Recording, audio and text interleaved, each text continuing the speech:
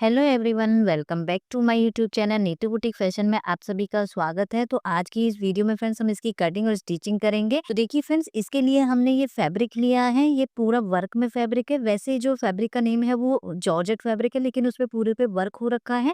Friends, ये इसका जो अर्ज है वो हमारा पूरा है, मतलब 22 इंची का पन्ना है। तो उसको देखते हुए हमने फैब्रिक को 1 मीटर ही लिया है। अगर आपकी हैवी साइज है तो आप वहाँ पे 1.5 मीटर लेना। इसके बाद इसकी कटिंग करते हैं। तो जो ये पेपर कटिंग है फ्रेंड्स, इसमें हमने प्रिंस कट ब्लाउज कट किया है। तो ये पेपर कटिंग मेरे लाइव सेशन में है, आप वहाँ से जाके इसकी कटिंग देख सकते हैं। उसका लिंक मैं डिस्क्रिप्शन में डाल दूँगी। लेकिन जो इसमें हमने डिज़ाइन वाला पार्ट अटैच किया है ऊपर का, वो मैं आपको समझाती हूँ कि उसको हमने किस तरीके से कट किया है। फ्रंट का और बैक का हमें अलग-अलग कट करना है, क्योंकि नेक हमारे छोटे-बड़े हैं। तो देखिए, सबसे पहले हम फ्रंट वाला देखते हैं। तो सबसे पहले हमने एक पेपर, एक्स्ट्रा पेपर लिया था, उसपे हमने नेक ड्रॉ कर लिया है। और जो फ्रंट वाले में हमने डिज़ाइन वाले पार्ट की लेंथ रखी है वो 10 इंच रखी है, मतलब नेक से 2.5 से 3 इंच लंबा रखा है। और चौड़ाई में हमने अपना जितना शोल्डर है उतना लिया है। देन इसके बाद हमारा जो शोल्डर से बाहर की साइड आर्म होल वाली साइड है, वहाँ से हमने 3 इंच इसको चौड़ा लिया है स्लीव साइड से। और 1.75 हमने इसको डाउन में डाला है। और जहाँ से हमने प्रिंस कट की शेप कट की है, यहाँ से इसको कटिंग करते हुए एक शेप ड्रॉ करी है, जिससे हमारा इसका लुक अलग ही दिख रहा है फिर। तो फ्रंट वाले की कटिंग इस तरीके से हुई है। फिर फ्रंट वाला हमने थोड़ा डीप में लिया है आगे की तरफ, बैक वाला हमने थोड़ा छोटा लिया है, क्योंकि बैक का जो नेक है वो डीप में है, तो उसके अकॉर्डिंग हमने उस पार्ट को छोटा लिया है। सेम इसी तरीके से हमने बैक वाले पार्ट में नेक को ड्रॉ कर लिया है। शोल्डर इतने ही रखे हैं, शोल्डर से बाहर की साइड हमें 3 इंच लंबा लेना है। और उसको डाउन में हमें करीबन 2 इंच तक उसको डाउन देना है, और एक शेप डाल देनी है, जैसी हमारी फ्रेंच कट की शेप थी। तो चलिए इनको हम अपने फैब्रिक पर कट कर लेते हैं, जो भी पेपर वाला पार्ट है। तो देखिए, मैंने प्रिंस कट वाले पार्ट को और डिजाइन वाले पार्ट को अपने दोनों फैब्रिक पर कट कर लिया है, मैन फैब्रिक और अस्तर वाले पर। तो चलिए इसकी स्टिचिंग करते हैं। फ्रेंड्स, ये पेपर कटिंग मैं अपने डिस्क्रिप्शन में डाल दूंगी, आप वहां से जाके इसकी प्रिंस कट की देख सकते हो। और फ्रेंड्स, इसका स्टिचिंग वाला पार्ट है, इसकी भी मेरी एक फुल डिटेल वीडियो पड़ी है मेरे चैनल पे। साइज 32 पे मैंने पूरा बताया है प्रिंस कट वाले ब्लाउज को हम कैसे स्टिच करते हैं। ये साइज 36 के अकॉर्डिंग है, लेकिन वहां मैंने आपको 32 बताया, तो उसके अकॉर्डिंग आप इसकी स्टिचिंग ईजी कर सकते हो। तो देखिए, यहाँ सिर्फ हमें क्या करना है, अब ये वाले ब्लाउज में फ्रेंड्स हम ये डिजाइनर ब्लाउज बना रहे हैं, तो फ्रंट वाले में हम यहाँ पैड अटैच करेंगे। तो उसके लिए हमें पार्टों को अलग अलग स्टिच करना होगा। तो इससे पहले हम अपना पहले बैक वाला स्टिच कर लेते हैं, उसके बाद हम अपना फ्रंट वाला करेंगे। तो देखिए, पहले हमें बैक वाले को, मेन फैब्रिक को सीधा रख लेना है, और उसके ऊपर अस्तर वाला पार्ट रख लेना है। इसके बाद इसको हमें फ्रेंड्स नेक पे पहले हम एक कच्ची सिलाई लगाएंगे। नेक को हम गुम्मे में नहीं बनाएंगे, क्योंकि जो डिजाइन वाला पार्ट है उसको हम नेक के साथ में ही कवर करेंगे।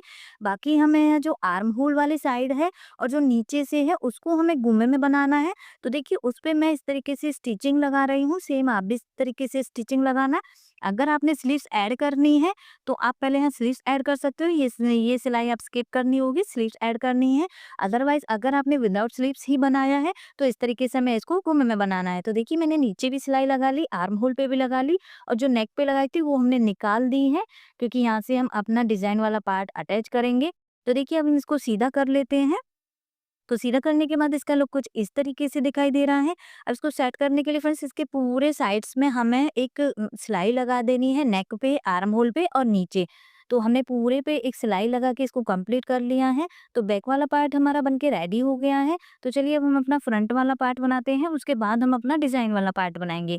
तो देखिए, फ्रंट वाले पार्ट में हम पैड अटैच करेंगे, तो उसके लिए हमें मैन फैब्रिक को अलग स्टिच करना है, अस्तर वाले फैब्रिक को अलग स्टिच करना है। फ्रेंड्स, यहाँ मैंने साटन का ही अस्तर लिया है, जो हमने लहंगे बनाया था वही वाला। आप यहाँ पे कॉटन का भी फैब्रिक यहाँ पे ले सकते हो। तो देखिए, प्रिंस कट वाले पार्ट को हमने स्टिच कर लिया है, इसकी वीडियो प्लीज वो देख लेना, उसमें मैंने पूरे डिटेल में बताया है। सेम देखिए, हमने अस्तर वाले पार्ट को भी अटैच कर लिया है। अब इसमें हम पैड अटैच करेंगे। तो पैड फ्रेंड्स हमें अस्तर वाले पार्ट पे ही अटैच करने हैं, बट जो अस्तर का उल्टी वाली साइड है वो हमारी अंदर साइड आएगी, और जो सीधी वाली साइड है वो बाहर की साइड आएगी। तो देखिए, आप वीडियो में मैं कैसे दिखा रही हूँ, अभी मैंने आपको इस तरीके से दिखाया। देन इसके बाद हमें अपना अस्तर वाले पार्ट को पलट लेना है, उल्टी वाली साइड हमने अंदर कर ली है। तो ये हमारी बिल्कुल अंदर हो जाएगी, जो एक एक्स्ट्रा फैब्रिक होता है ये हमारा बाहर की साइड नहीं दिखेगा। इसके बाद हमें शोल्डर टू एपेक्स पॉइंट जो होता है हमारा, वहाँ निशान लगा लेने हैं, और अपने पैड जो हम अटैच कर रहे हैं उसका भी हमें सेंटर ले लेना है।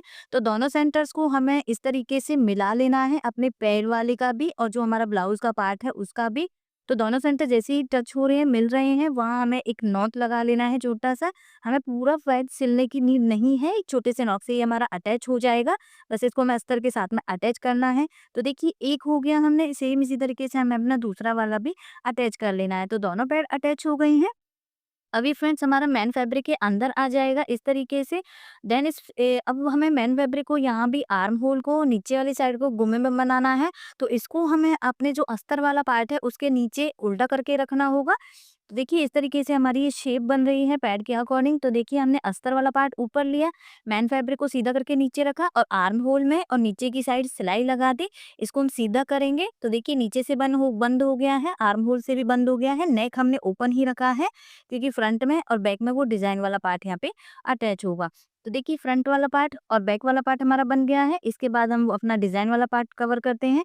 तो फ्रेंड्स यहाँ मेरे से एक छोटी सी मिस्टेक हो गई थी। मैंने क्या किया था कि अपना मेन फैब्रिक लिया था और जो अस्तर वाला पार्ट है उसको डायरेक्ट लेके स्टिच कर लिया था। लेकिन जो हमारा यहाँ पे आर्म होल की साइड जो वॉल्यूम बनता था ये डिजाइन वाले पार्ट में, वो हमारा क्रिएट ही नहीं हुआ था।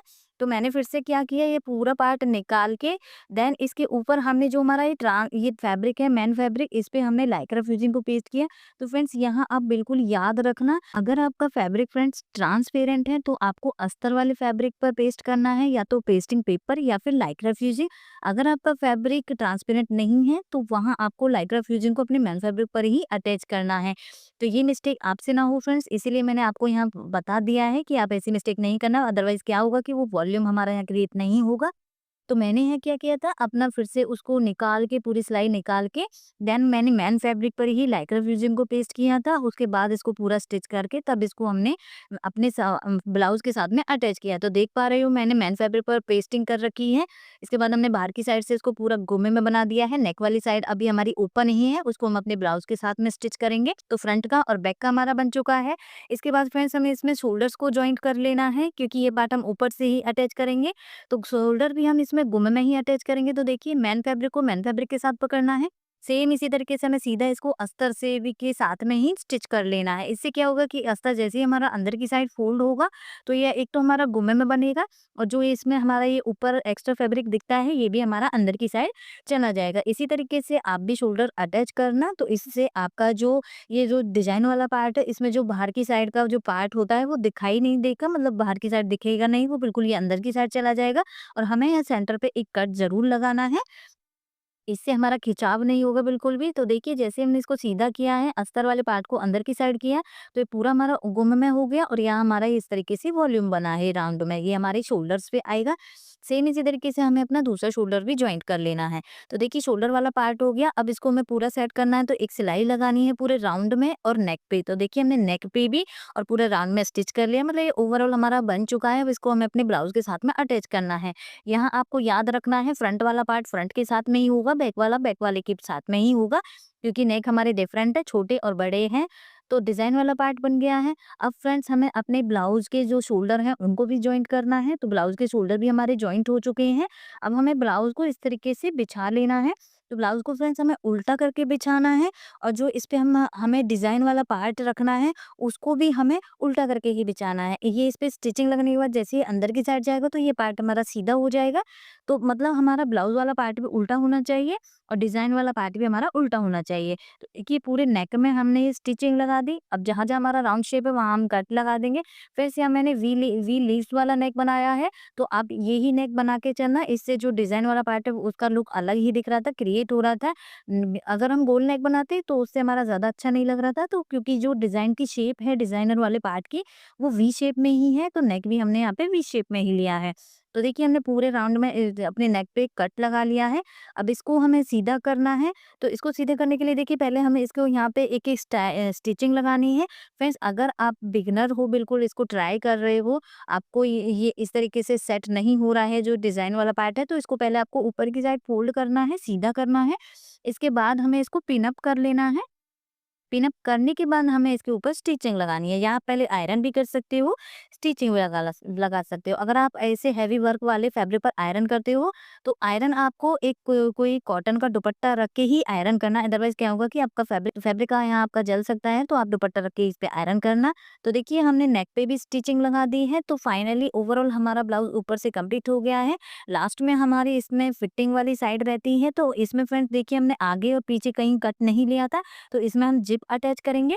तो जिप पे एक साइड पे जिप अटैच होगी, एक साइड पे हमारी स्टिचिंग लगेगी फिटिंग वाली। तो देखिए एक साइड हमने स्टिचिंग लगा के जिप वाला पार्ट अटैच करके कंप्लीट हमने ब्लाउज कर लिया है। जिप का मैंने एक वीडियो बता रखी है, उसमें से आप देख सकते हो जिप कैसे अटैच करनी है। तो ये हमारे ब्लाउज का फाइनल लुक है। तो देखिए हमने इसको लेस के साथ में पूरा कंप्लीट बनाया है, इस पे अलग ही लुक दिया है। ये फ्रंट से है हमारा, ये हमारा बैक से है। बैक वाले पार्ट पे देखिए हमने इस तरीके से पल्लू अटैच किया है, जैसे हमने लहंगे पे अटैच किया था। पल्लू आप यहाँ पे छोटा बड़ा अपने अकॉर्डिंग कर सकते हो। तो बैक का नेक हमने थोड़ा डीप रखा है फ्रंट के अकॉर्डिंग। बैक में भी हमने इस तरीके से लेसेस लगाई हैं अपने डिजाइन वाले पार्ट पे भी और नीचे बॉटम में भी। तो ओवरऑल फाइनल लुक हमारा ब्लाउज का इस तरीके से है। तो इसकी कटिंग स्टिचिंग आपको कैसी लगी, अगर कहीं से डाउट हो या समझ ना आया हो तो फ्रेंड्स आप मुझे कमेंट करके पूछ सकते हैं। तो मिलते हैं नेक्स्ट वीडियो में, तब तक के लिए आप थैंक यू।